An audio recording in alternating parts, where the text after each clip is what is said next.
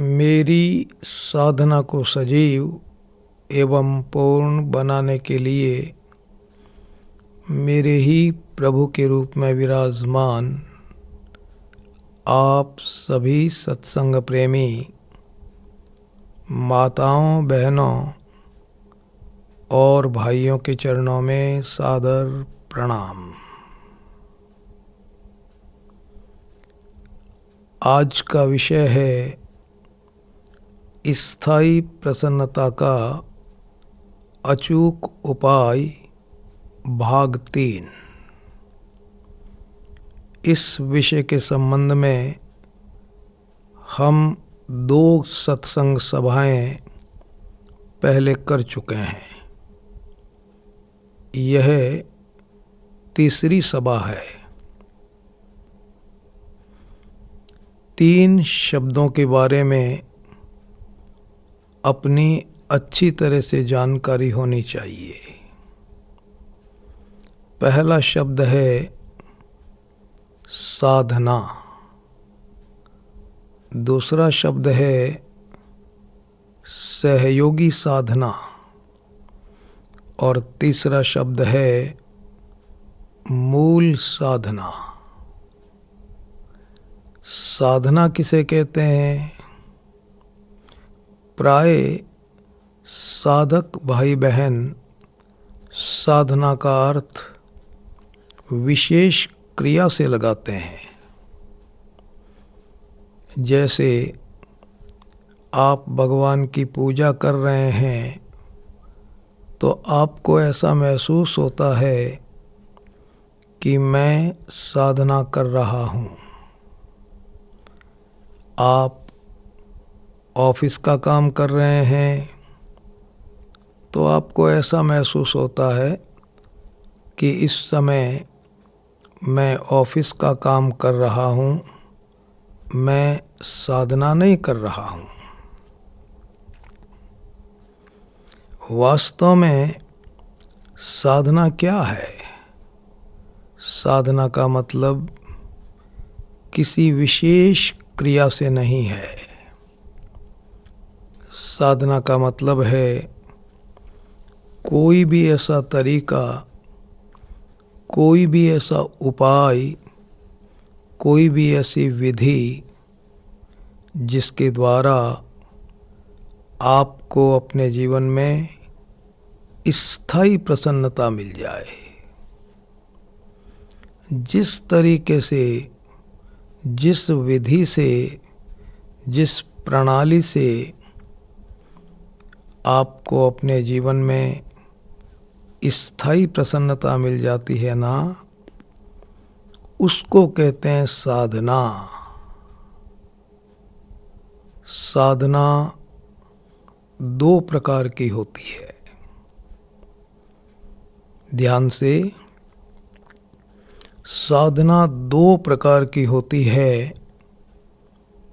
पहली है सहयोगी साधना और दूसरी है मूल साधना। अब मैं आपसे निवेदन कर रहा हूँ, सहयोगी साधना और मूल साधना की परिभाषा। सहयोगी साधना वह साधना है जो शरीर, इंद्रियां, बाहरी वस्तुओं और व्यक्तियों के सहयोग से की जाती है, उनकी मदद से की जाती है। उसको कहते हैं सहयोगी साधना। सहयोगी साधना करने के लिए स्वस्थ शरीर होना चाहिए, सबल इंद्रियां होनी चाहिए, कोई अच्छा सा पवित्र स्थान होना चाहिए, चारों तरफ का वातावरण सुंदर और सरस होना चाहिए। सहयोगी साधना सभी भाई बहनों की अलग अलग हो सकती है। सहयोगी साधना करने में समय लगता है, परिश्रम होता है, दूसरों की मदद लेनी पड़ती है और सहयोगी साधना से तत्काल प्रसन्नता नहीं मिलती है, तत्काल स्थायी प्रसन्नता नहीं मिलती है। सहयोगी साधना करने से तत्काल चिंता भी नहीं मिटती है, समय लगता है। सहयोगी साधना के उदाहरण क्या हैं? आप कहेंगे कि सहयोगी साधना के उदाहरण दीजिए। आप शरीर और इंद्रियों के द्वारा जो कुछ करते हैं, पूजा करते हैं, पाठ करते हैं, भगवान के नाम का जप करते हैं, व्रत करते हैं, उपवास करते हैं, भगवान की आरती करते हैं, वंदना करते हैं, उपासना करते हैं, स्तुति बोलते हैं, तीर्थ करते हैं, दान देते हैं, भगवान की लीलाएं देखते हैं, भगवान की कथाएं सुनते हैं, सुनाते हैं। ये सब जो आप शरीर और इंद्रियों के द्वारा करते हैं ना, इन सब का नाम है सहयोगी साधना। सहयोगी साधना करें या नहीं करें, इसका उत्तर है अवश्य करें, जरूर करें। जितना आपके पास में समय है, जैसी आपकी रुचि है, अवश्य करें सहयोगी साधना। सहयोगी साधना से लाभ क्या होगा? सहयोगी साधना से मूल साधना करने में आपको मदद मिलेगी, सहयोग मिलेगा। इसलिए सहयोगी साधना जरूर करें। सहयोगी साधना करते समय एक बात का पूरा ध्यान रखें, और वह बात कौन सी? सहयोगी साधना करने के बदले में परमात्मा से संसार की कोई चीज नहीं मांगे। अपने मन में भी ये नहीं सोचें कि सहयोगी साधना करने से भगवान सब कुशल मंगल रखेंगे, परिवार में बड़ी शांति रहेगी, व्यापार अच्छा चलता रहेगा, जीवन में सब प्रकार की अनुकूलताएं रहेंगी। इस तरह की बात मन में भी नहीं सोचें। यदि आप मन में भी ऐसा सोचते हैं तो ये एक प्रकार से मांगना हो गया। संसार की कोई चीज भगवान से मांगे नहीं, संसार की कोई चीज चाहे भी नहीं, इच्छा भी नहीं रखें। सहयोगी साधना का उद्देश्य फिर क्या रखें? सहयोगी साधना क्यों करें? तो सहयोगी साधना का उद्देश्य रखें मूल साधना जीवन में आ जाना। मूल साधना आपके जीवन में आ जाए, इस उद्देश्य से आप सहयोगी साधना करें। और सहयोगी साधना एक प्रार्थना के रूप में करें, इसको एक प्रार्थना बना लें। सहयोगी साधना करने के बाद भगवान से ये प्रार्थना करें, हे परमात्मा, जल्दी से जल्दी मेरे जीवन में मूल साधना आ जाए, ऐसी कृपा करो प्रभु।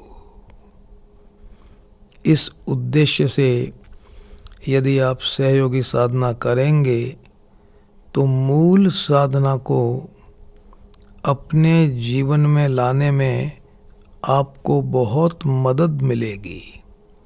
जब तक मूल साधना आपके जीवन में नहीं आ जाए तब तक आप सहयोगी साधना करते रहें। ऐसा न हो कि मूल साधना आप पकड़ ही नहीं पाएं और सहयोगी साधना को आप छोड़ दें। ऐसा करने से आपको नुकसान हो सकता है। इसलिए आप अपनी सहयोगी साधना को जारी रखें, खूब उत्साह से करें और इसका उद्देश्य रखें मूल साधना जीवन में आ जाए। मूल साधना क्या होती है? मूल साधना वह साधना है जिसको करने में एक पल भी नहीं लगता, जिसको करने में लेश मात्र भी परिश्रम नहीं है, जिसको आप कहीं भी कर सकते हैं, कभी भी कर सकते हैं।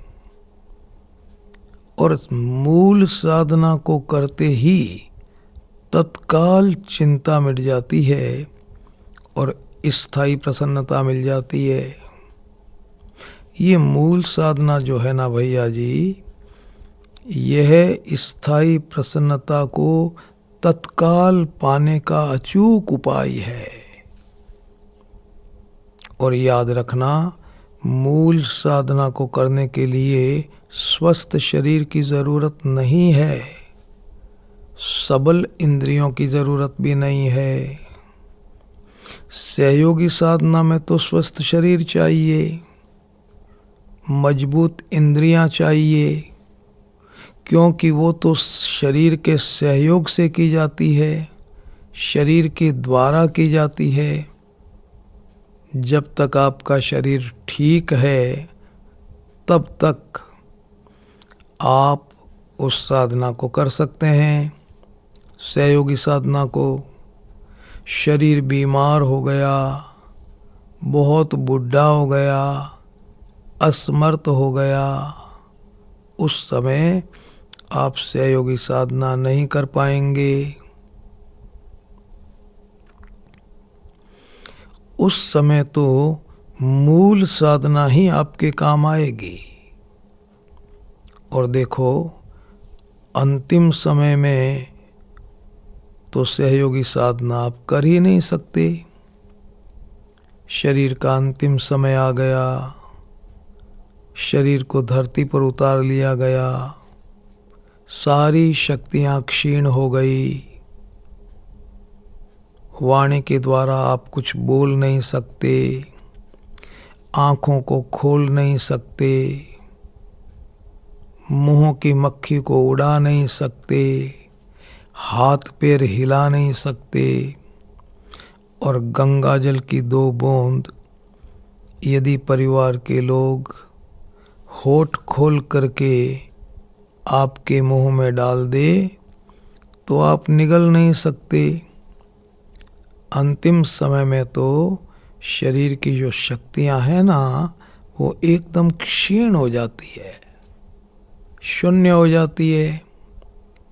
आप नहीं देखते, जैसे जैसे बुढ़ापा आता है त्यों त्यों शरीर की शक्ति घटने लगती है।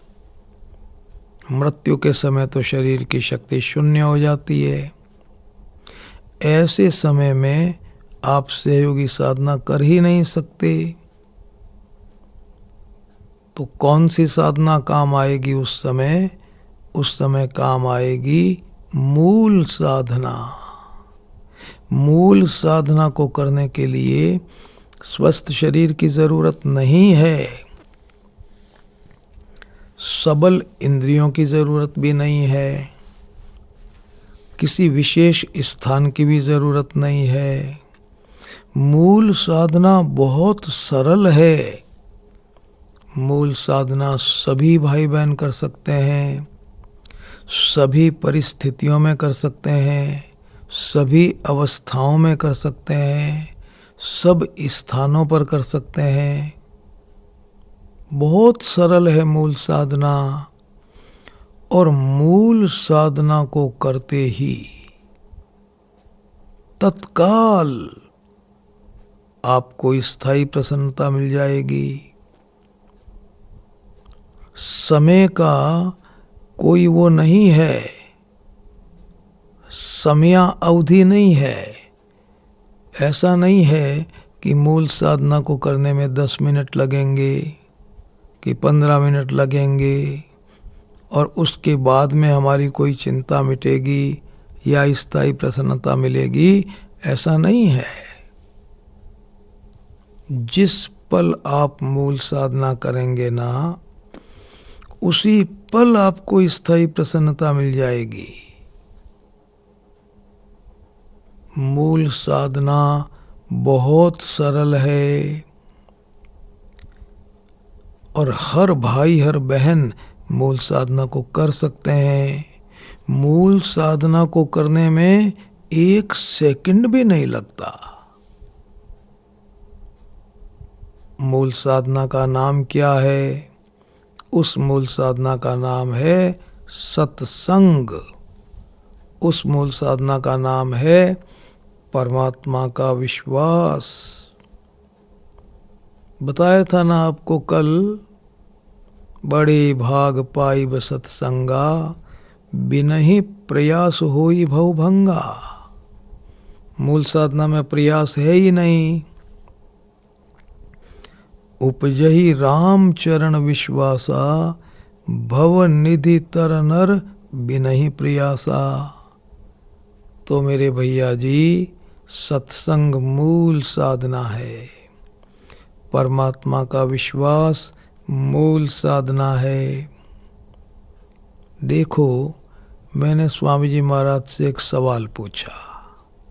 मैंने कहा, महाराज, मैं बहुत वर्षों से सहयोगी साधना कर रहा हूँ, लंबा समय बीत गया, लाभ तो मुझे ज़रूर हुआ, इसमें कोई शक नहीं, लेकिन महाराज जितना लाभ होना चाहिए उतना लाभ नहीं हुआ। अब भी जीवन में स्थायी प्रसन्नता का अभाव हो रहा है। स्थायी प्रसन्नता मिली नहीं। बीच बीच में चिंता आ जाती है, क्रोध आ जाता है, दुख आ जाता है। स्थायी प्रसन्नता नहीं मिली। क्या कारण हो गया? उन्होंने बताया कि बेटा, मूल साधना जीवन में नहीं आई। निवेदन में आपसे ये करना चाहता हूँ कि जब तक आप जीवन में मूल साधना को नहीं करेंगे ना, चिंता नहीं मिटेगी, स्थायी प्रसन्नता नहीं मिलेगी। आजकल अधिकांश भाई बहन सहयोगी साधना को बहुत महत्व देते हैं। अच्छी बात है, देना चाहिए, महत्व है ही। लेकिन मैं आपसे सही निवेदन कर रहा हूँ कि जब तक मूल साधना जीवन में नहीं करेंगे, तब तक भैया जी आपका काम नहीं बनेगा, स्थायी प्रसन्नता नहीं मिलेगी। तो ये मूल साधना क्या है? सत्संग। और सत्संग का अर्थ क्या बताया गया? निवेदन किया था मैंने आपसे, सत्संग का मतलब होता है अपने चिंतन को सही बना लेना, अपनी भावना को सही बना लेना। जो बात एकदम सच्ची है और पक्की है, उस बात को अपने मस्तिष्क में जमा लेना। तो सच्ची बात को मान लेना, अपने चिंतन को एकदम सही बना लेना, इसका नाम हो गया सत्संग। तो अब यदि आप स्थायी प्रसन्नता चाहते हैं तो भैया जी जीवन में आपको सत्संग करना पड़ेगा। स्थायी प्रसन्नता तो आप में मौजूद है, चिंता के कारण से वो कुछ दब गई है। तो हमको चिंता मिटाना है केवल, और चिंता मिट जाती है तत्काल, 1 सेकंड में। किसके द्वारा? सही चिंतन से। तो अब सत्संग क्या हुआ कि जो 3 चीज़ें आपके पास में है, शरीर, परिवारजन और संपत्ति, इन तीनों में किसी भी प्रकार की प्रतिकूलता आती है तो आपको चिंता हो जाती है, और तो आपकी चिंता का कोई कारण नहीं।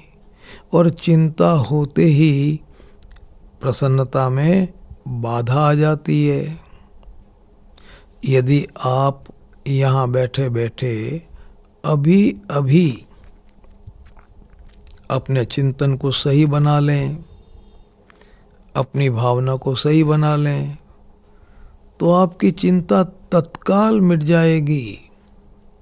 आपको स्थायी प्रसन्नता का अनुभव हो जाएगा। तो सही बात क्या है? सही बात है, बहुत ध्यान से सुनना, शरीर, परिवारजन और संपत्ति, इन तीनों चीज़ों का मालिक मैं नहीं हूँ।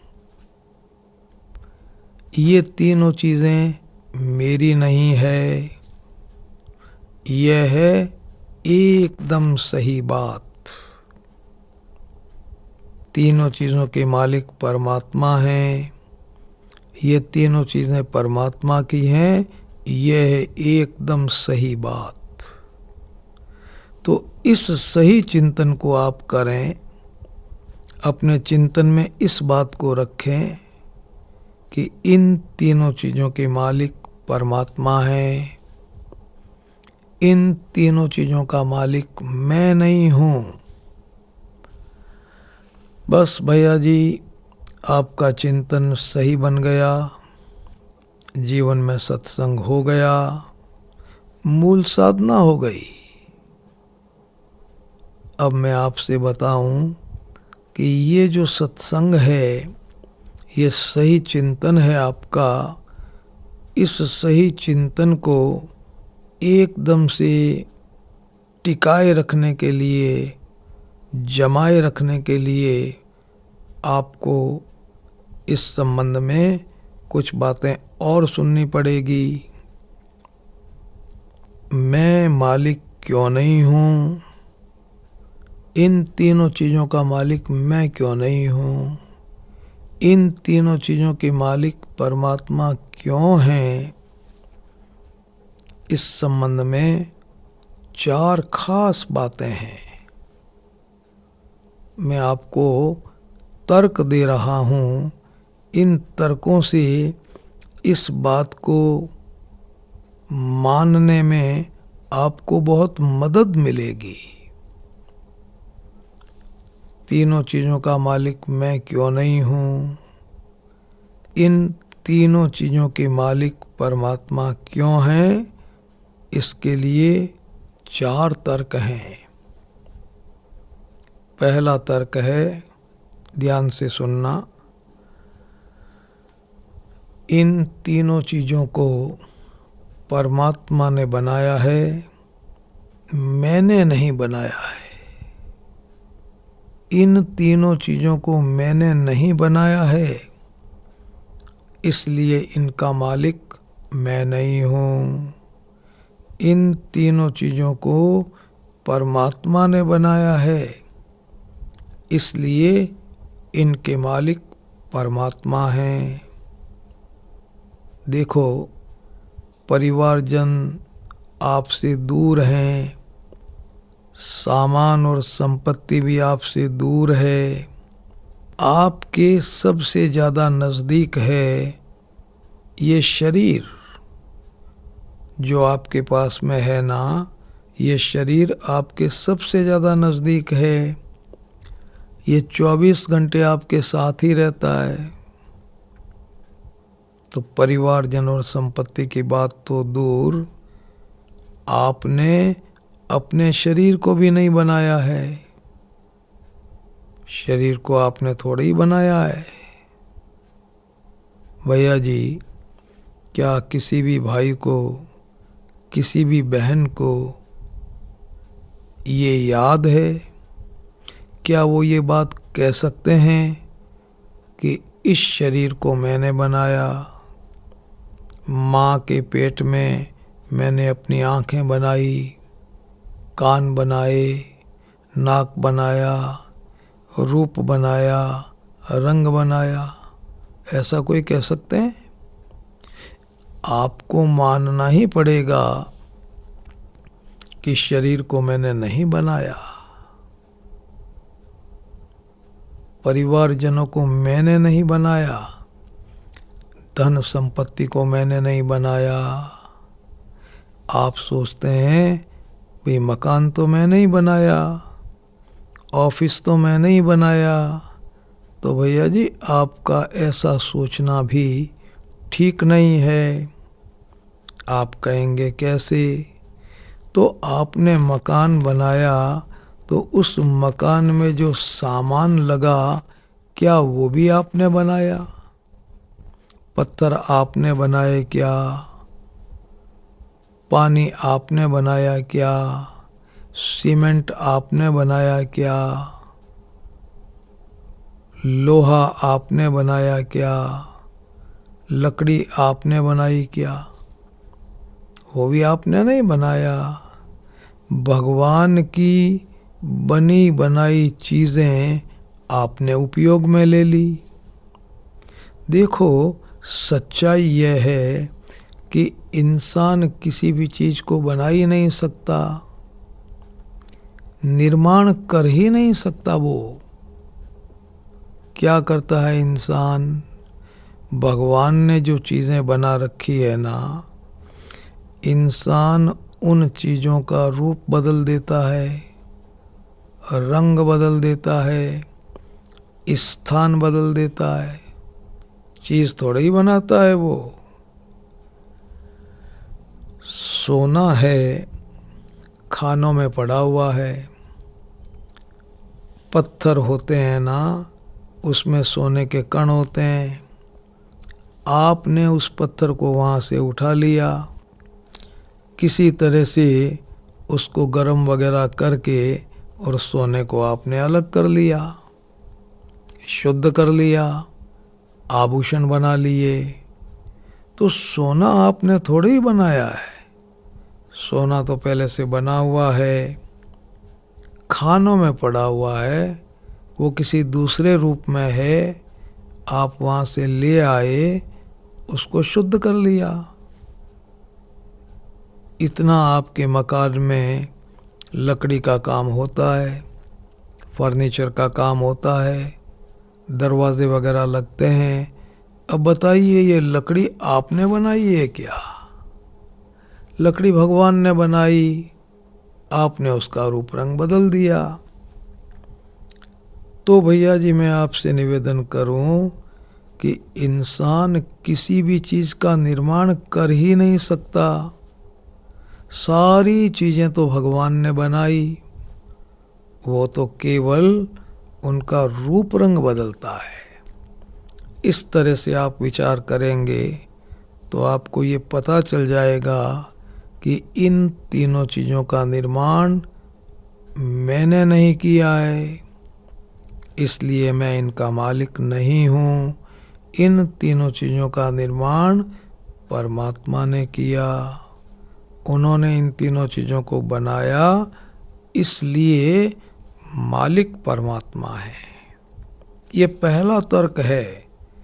इस तरह से आप सोचेंगे ना, तो चिंतन को सही बनाने में आपको बहुत मदद मिलेगी। आगे चलो, अब मैं आपको दूसरा तर्क दे रहा हूँ। इन तीनों चीज़ों का मालिक मैं क्यों नहीं हूँ? इनके मालिक परमात्मा क्यों हैं? इस संबंध में दूसरा तर्क। दूसरा तर्क यह है कि जहाँ तक इन तीनों चीज़ों को रखने का प्रश्न है, मेरा इन पर लेश मात्र भी कोई अधिकार नहीं चलता है। परिवारजन और संपत्ति तो बहुत दूर की बात, मैं अपने शरीर को भी जब तक चाहूँ तब तक, जैसा चाहूँ वैसा और जहाँ चाहूँ वहाँ नहीं रख सकता भैया जी। अरे भाई, ये जो शरीर है मेरे पास में, इस शरीर को भी मैं जब तक चाहूँ तब तक, जैसा चाहूँ वैसा और जहाँ चाहूँ वहाँ नहीं रख सकता। स्वामी जी महाराज प्राय ये सवाल पूछा करते थे साधक भाई बहनों को, क्या आप अपने शरीर को जब तक चाहो तब तक रख सकते हो? आप बताइए क्या उत्तर है इसका? दुनिया का हर इंसान ये कहेगा कि नहीं रख सकता। इसमें पढ़ने लिखने की भी कोई ज़रूरत नहीं। हर भाई हर बहन अपने अनुभव से जानते ही हैं कि मैं शरीर को जब तक चाहूँ तब तक नहीं रख सकता। दूसरा सवाल पूछते थे, क्या तुम अपने शरीर को जैसा रखना चाहते हो वैसा रख सकते हो?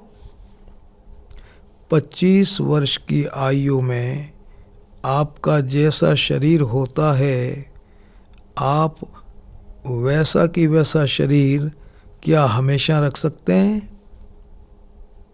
आपको उत्तर देना पड़ेगा, नहीं रख सकते। किसी भी उपाय से आप नहीं रख सकते। शरीर तो प्रतिपल बदलता है और बदल करके यह जाता किस तरफ है?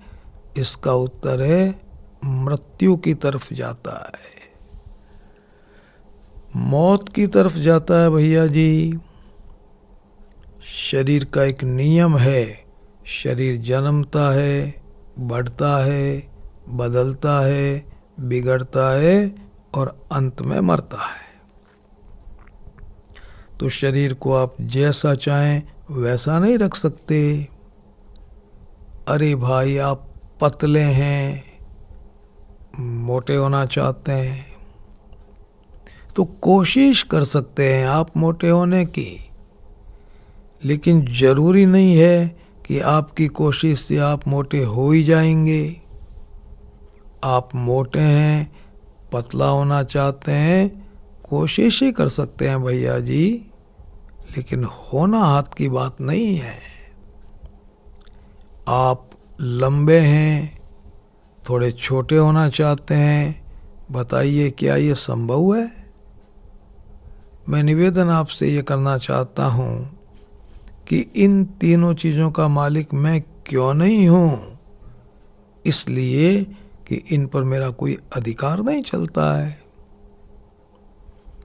जब मैं अपने शरीर को भी जब तक चाहूँ तब तक, जैसा चाहूँ वैसा नहीं रख सकता, तो बताइए परिवारजन जो मेरे साथ में हैं उनके शरीरों पर मेरा क्या नियंत्रण चलेगा? संपत्ति पर मेरा क्या नियंत्रण चलेगा? संपत्ति को रखना यदि आपके वश की बात होती तो बताइए आप संपत्ति को रख ही नहीं लेते।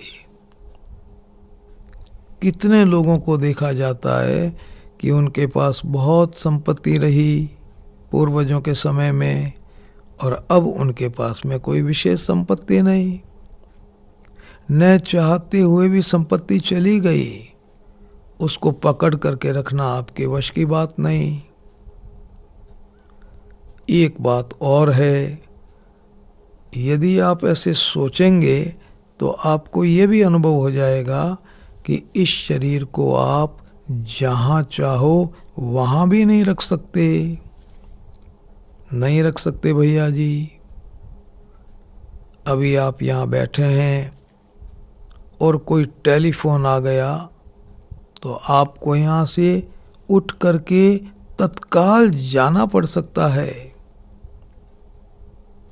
निवेदन मैं आपसे करूं कि रखने की दृष्टि से इन तीनों चीज़ों पर मेरा लेश मात्र भी कोई अधिकार नहीं चलता है, इसलिए मैं मालिक नहीं हूँ।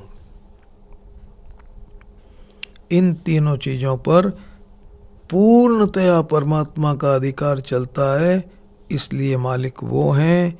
ये हो गया दूसरा तर्क। यहाँ मैं एक बात आपसे निवेदन करना चाहता हूँ, और वो यह है कि रखने की दृष्टि से तो इन पर कोई अधिकार नहीं चलता, लेश मात्र भी नहीं, कण मात्र भी नहीं, लेकिन भगवान ने इन तीनों चीज़ों के सदुपयोग और दुरुपयोग करने की स्वाधीनता आपको दी है। आप अपने शरीर, इंद्रियां, मन, बुद्धि, आपकी संपत्ति, आपके परिवारजनों का सदुपयोग कर सकते हैं, और आप चाहें तो इनका दुरुपयोग भी कर सकते हैं। ये भगवान ने आपको छूट दे दी, स्वतंत्रता दे दी, स्वाधीनता दे दी। सदुपयोग करें आपकी मौज, दुरुपयोग करें आपकी इच्छा। तो ये स्वाधीनता तो भगवान ने आपको दे दी, लेकिन याद रखना, यदि आप भगवान की दी हुई इस स्वाधीनता का दुरुपयोग करेंगे, इन तीनों चीज़ों का दुरुपयोग करेंगे ना, तो उसका परिणाम भी आपको भोगना पड़ेगा। दुरुपयोग करना आपके वश की बात है, लेकिन उसके परिणाम से बचना ये आपके वश की बात नहीं है। यदि आप सदुपयोग करेंगे तो उसका अच्छा फल भी आपके सामने आएगा। आप कहेंगे कि सदुपयोग और दुरुपयोग क्या होता है। आप जानते हैं इन बातों को अच्छी तरह से, फिर भी मैं आपसे निवेदन करूं, आपके पास में जीभ है, बोलने की शक्ति है। आप इस जीभ से सत्य भी बोल सकते हैं, मिथ्या भी बोल सकते हैं। इस जीभ के द्वारा आप प्रशंसा भी कर सकते हैं, निंदा भी कर सकते हैं। इसी जीभ के द्वारा आप कटु भी बोल सकते हैं और मधुर वाणी भी बोल सकते हैं। इसी जीभ के द्वारा आप भगवान के गुणगान भी कर सकते हैं और अन्य प्रकार की बातें भी बोल सकते हैं। मैं निवेदन आपसे ये कर रहा हूँ कि यदि आप अपनी वाणी से सत्य बोलते हैं, प्रशंसा करते हैं, मधुर बोलते हैं, भैया जी ये वाणी का सदुपयोग हो गया। और इस वाणी से आप असत्य बोलते हैं, कटु बोलते हैं, किसी पे ताना मारते हैं, किसी की निंदा करते हैं, तो वाणी का दुरुपयोग हो गया। आंखें आपके पास में है, भगवान ने आपको छूट दी है। इन आँखों से आप भगवान की लीलाएं देख सकते हैं, ग्रंथों का अध्ययन कर सकते हैं, अच्छे दृश्य देख सकते हैं। तो ये सब आँखों का सदुपयोग हो गया। और यदि आप इन आँखों से भैया जी गंदे दृश्य देखते हैं, इन आँखों से गंदा साहित्य पढ़ते हैं, आँखों का दुरुपयोग हो गया। इसी प्रकार से आपके पास कान है, इन कानों से आप अच्छी बात सुनते हैं, सदुपयोग, खराब बात सुनते हैं, दुरुपयोग। आपके पास में शरीर है, शरीर के द्वारा आप किसी का अहित करते हैं, शरीर का दुरुपयोग हो गया। किसी का भला करते हैं, सदुपयोग हो गया। आपके पास में मन भी है, मन मन में आप किसी को बुरा समझते हैं, मन में किसी का बुरा सोचते हैं, तो ये मन का दुरुपयोग हो गया। मन में सबको अच्छा समझते हैं, सबके प्रति हित का भाव रखते हैं, तो मन का सदुपयोग हो गया।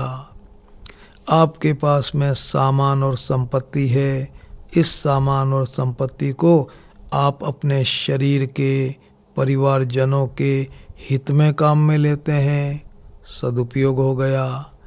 इनके द्वारा आप शरीर और परिवारजनों का अहित करते हैं, दुरुपयोग हो गया। आपके पास में ज़्यादा धन संपत्ति है, समाज और संसार की सेवा में लगाते हैं, सदुपयोग हो गया। अपने सुख में लगाते हैं, दुरुपयोग हो गया। परिवारजन आपके पास में है, इन परिवारजनों को भगवान के मेहमान समझ करके इनकी सेवा करें, इनको प्रेम दें, इनका सदुपयोग हो गया। और परिवारजनों में आप मोह रखें, ममता का संबंध रखें, इनसे 50 तरह की कामनाएं रखें, दुरुपयोग हो गया। तो निवेदन मैं आपसे ये कर रहा था कि भगवान ने आपको ये स्वाधीनता दी है, आप सदुपयोग करें, दुरुपयोग करें। ये स्वाधीनता तो भगवान ने आपको दी, लेकिन मेरे भैया जी, रखने की दृष्टि से आपको कण मात्र भी स्वाधीनता नहीं दी गई है। दूसरा तर्क पूरा हो गया।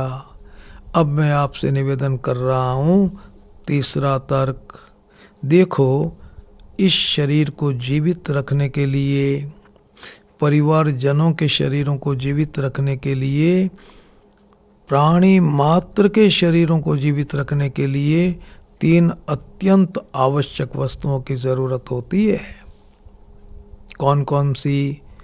सबसे पहली चीज़ है श्वास या प्राण शक्ति, दूसरी चीज़ है हवा, और तीसरी चीज़ है पानी। श्वास के बिना तो ये शरीर एक पल भी जिंदा नहीं रह सकता। हवा के बिना 3-4 मिनट जीवित रह सकता है, और पानी के बिना भैया जी 2-4 दिन जीवित रह सकता है। शरीर इनके बिना जीवित नहीं रहेगा। आप सोच के देखो कि ये जो 3 चीज़ें शरीर को जिंदा रखने के लिए बहुत ज़रूरी है, इन तीनों चीज़ों को बनाने वाले और इनकी व्यवस्था करने वाले परमात्मा हैं, मैं नहीं हूँ। सोचो, क्या आप अपने बच्चों के लिए हवा का इंतजाम करते हैं? क्या आप परिवारजनों को श्वास देते हैं? क्या पानी इंसान की रचना है? इन तीनों चीज़ों को बनाने वाले और इनकी व्यवस्था करने वाले भगवान हैं, इसलिए मालिक वो हैं। मैं इनकी व्यवस्था करने वाला नहीं हूँ, मैं इनको बनाने वाला भी नहीं हूँ, इसलिए मालिक मैं नहीं हूँ। आगे चलो, इस शरीर को कुशलता पूर्वक रखने के लिए सैकड़ों सामान्य वस्तुओं की ज़रूरत होती है, जैसे भोजन, वस्त्र, मकान, और फिर आप अपने घर में देखो, बर्तन, जूते, तेल, कितने तरह की चीज़ें हैं इस शरीर को आराम से कुशलता पूर्वक रखने के लिए चाहिए भैया जी। तो इन सब चीज़ों को बनाने वाले और इनकी व्यवस्था करने वाले भगवान हैं, इसलिए मालिक वो हैं। इन सब चीज़ों को बनाने वाला और इनकी व्यवस्था करने वाला मैं नहीं हूँ, इसलिए मालिक मैं नहीं हूँ। ख़त्म हुई बात। मैंने आपसे निवेदन किया ना, इंसान किसी भी चीज़ को बना ही नहीं सकता, किसी भी चीज़ को नहीं बना सकता। सारी चीज़ें भगवान की बनाई हुई रहती हैं, वो तो केवल उनका रूप बदल देता है, स्थान बदल देता है, आकार प्रकार बदल देता है। तो तीसरा तर्क पूरा हो गया, भाई मैं जो है इन चीज़ों को बनाने वाला नहीं हूँ, इसलिए मालिक नहीं, मैं मालिक नहीं। परमात्मा बनाने वाले हैं, इसलिए मालिक वो हैं। और अंतिम तर्क, इसको सुनते ही तो आपकी चिंता तुरंत मिट जाएगी, स्थायी प्रसन्नता की अनुभूति तत्काल हो जाएगी। चौथा तर्क यह है कि ये जो आपके पास में तीन चीज़ें हैं, शरीर, परिवारजन और संपत्ति, इन तीनों को संभालने की मुख्य जिम्मेवारी मालिक की है, परमात्मा की है। मुख्य जिम्मेवारी तो उनकी है और अल्प जिम्मेवारी मेरी है, थोड़ी जिम्मेवारी मेरी है। देखो, आपके कारखाना है, बहुत बड़ी दुकान है, सैकड़ों लोग उसमें काम करते हैं, तो आप मालिक हैं, तो मालिक होने के नाते उसको संभालने की मुख्य जिम्मेवारी तो आपकी रहेगी कि नहीं रहेगी। आपके व्यापार में, कारखाने में जो लोग काम करते हैं, उनकी जिम्मेवारी तो उतनी ही रहेगी जितना उनको काम दिया गया। अल्प जिम्मेवारी रहेगी उनको, उनके काम की सीमा तक उनकी जिम्मेवारी है। आप मालिक हैं, तो मालिक होने के नाते मुख्य जिम्मेवारी तो आपकी है। इसी तरह से इन तीनों चीज़ों के मालिक परमात्मा है भैया जी, इसलिए इन तीनों चीज़ों को संभालने की, इनके देख रेख करने की मुख्य जिम्मेवारी परमात्मा की है। आपकी जिम्मेवारी बहुत थोड़ी है। आप कहेंगे कि मेरी जिम्मेवारी कितनी है, ये तो आप अभी बात सुने और स्वयं ये निश्चित करें कि मेरी जिम्मेवारी कितनी है। संभालने की मुख्य जिम्मेवारी परमात्मा की कैसे है, मेरी जिम्मेवारी बहुत थोड़ी कैसे है, इस संबंध में फिर तीन बातें हैं। पहली बात, आपके शरीर में अनेक प्रकार के अंग लगे हुए हैं, बाहर अंग लगे हुए हैं और भीतर भी अंग लगे हुए हैं। बाहर के अंगों को आप देखते हैं, आँखें हैं, कान है, नाक है, जीभ है, दांत है, हाथ पैर हैं, बाहर के अंग हैं। और भीतर के जो अंग हैं वो आपको आँखों से दिखाई नहीं देते, लेकिन आप जानते हैं अच्छी तरह से कि भीतर फेफड़े हैं, हृदय है, लीवर है, किडनी है, मस्तिष्क तंत्र है, आमाशय तंत्र है, भीतर के अंग हैं। अब मैं आपसे पूछूं कि बताओ, भीतर के अंग ज़्यादा महत्वपूर्ण हैं या बाहर के अंग? देखो, शरीर में जो अंग लगे हुए हैं सब महत्वपूर्ण हैं। बाहर के अंग भी महत्वपूर्ण हैं, भीतर के अंग भी महत्वपूर्ण हैं, लेकिन तुलना करके यदि देखा जाए तो बताइए, भीतर के अंग ज़्यादा महत्वपूर्ण हैं या बाहर के अंग ज़्यादा महत्वपूर्ण हैं? तो आपको ये कहना ही पड़ेगा कि भाई बाहर के अंग कम महत्वपूर्ण हैं, भीतर के अंग ज़्यादा महत्वपूर्ण हैं। अब आप देख लो, परमात्मा मालिक हैं, तो भीतर के अत्यंत महत्वपूर्ण अंगों को संभालने की जिम्मेवारी परमात्मा ने अपने पास रखी है और बाहर के कम महत्वपूर्ण अंगों को संभालने की जिम्मेवारी भगवान ने आपको सौंपी है। आपको ये जिम्मेवारी तो नहीं दी गई कि आप रोजाना अपने हृदय को संभालो, फेफड़ों को संभालो, किडनी को संभालो, लीवर को संभालो। ऐसी जिम्मेवारी आपको महसूस होती है क्या भैया जी? आपको कहना पड़ेगा नहीं।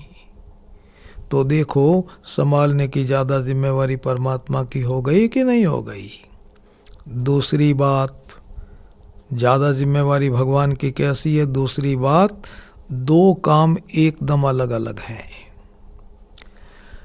पहला काम है भोजन करना, और दूसरा काम है भोजन के बाद वाला काम। भोजन के बाद वाला क्या काम है?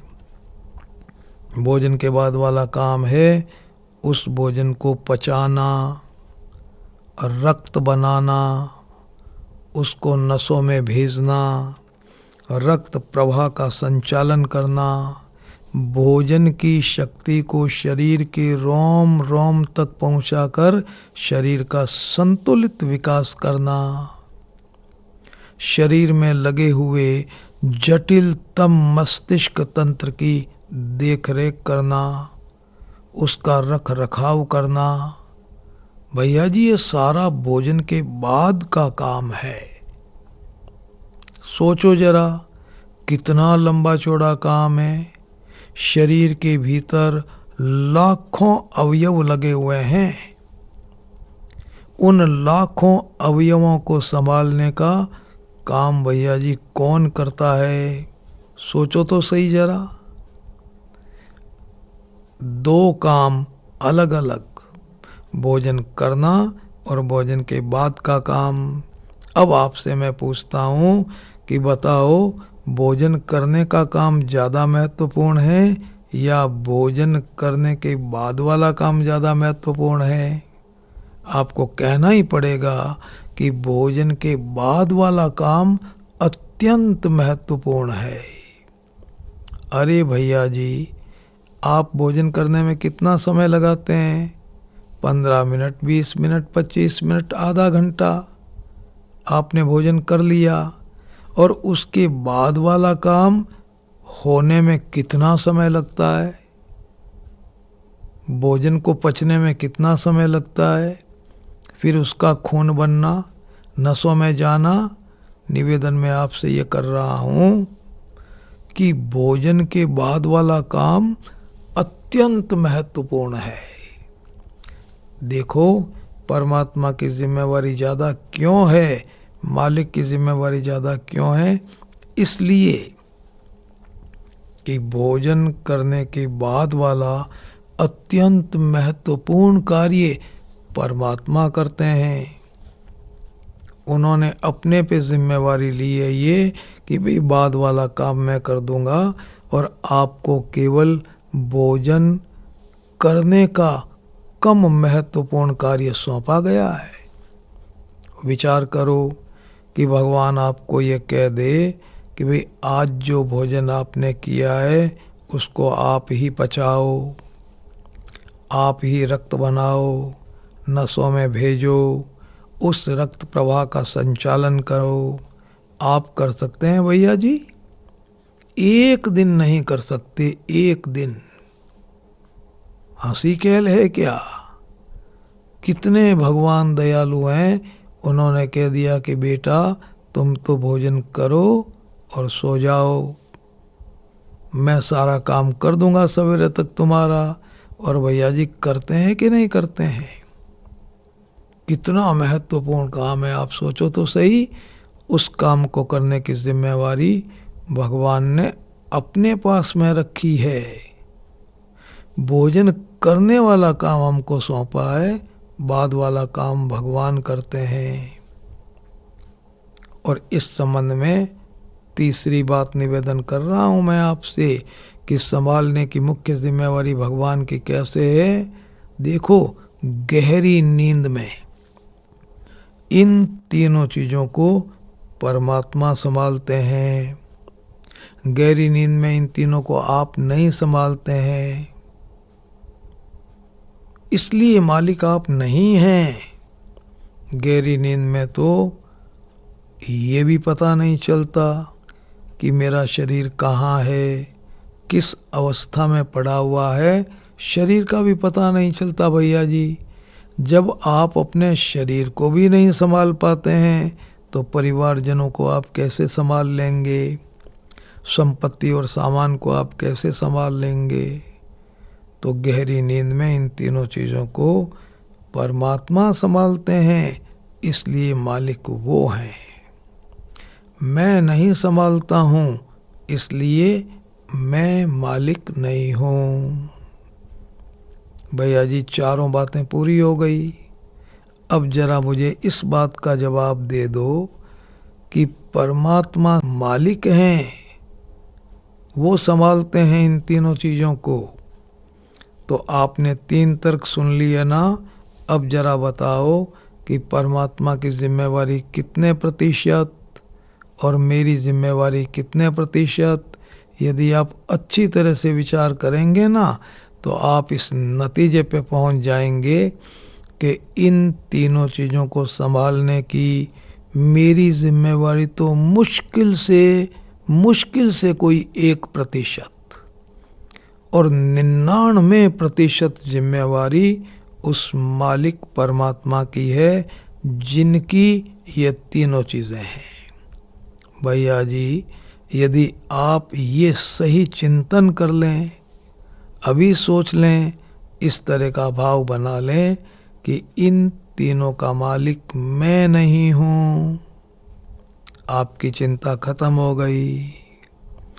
इन तीनों चीज़ों के मालिक परमात्मा हैं, समर्थ परमात्मा हैं, असंख्य शरीरों को संभालते हैं, असंख्य प्राणियों को संभालते हैं। बताओ इस दुनिया में कितने मनुष्य हैं, कितने शरीर हैं भैया जी। तो मालिक परमात्मा हैं, बड़े समर्थ हैं, बड़े ताकतवर हैं, चीज़ें उनकी है, वो संभालते हैं। बताइए आपकी चिंता खत्म हो गई कि नहीं हो गई। मैं संभालता हूँ, ऐसा यदि आपने सोच लिया बहुत चिंता में फंस जाएंगे आप। आप जानते हैं आज की माताएं क्यों चिंता में हैं। वो देखती हैं कि इस बालक को संभालने की पूरी जिम्मेवारी मेरी है, दिन रात बच्चे के पीछे लगी रहेंगी, ऐसा पढ़ो, ऐसा पढ़ो, ऐसा पढ़ो, ऐसा पढ़ो, और बड़ी भारी चिंता में। आजकल तो परीक्षाएं होती है बच्चों की, महाराज बहनों को उनके साथ में व्यस्त होना पड़ता है। अरे आप बच्चे के प्रति कर्तव्य का पालन करो। भगवान ने आपको बच्चा दिया है, आप माता पिता हैं, लेकिन आप चिंता क्यों करते हैं। मालिक आप नहीं हैं।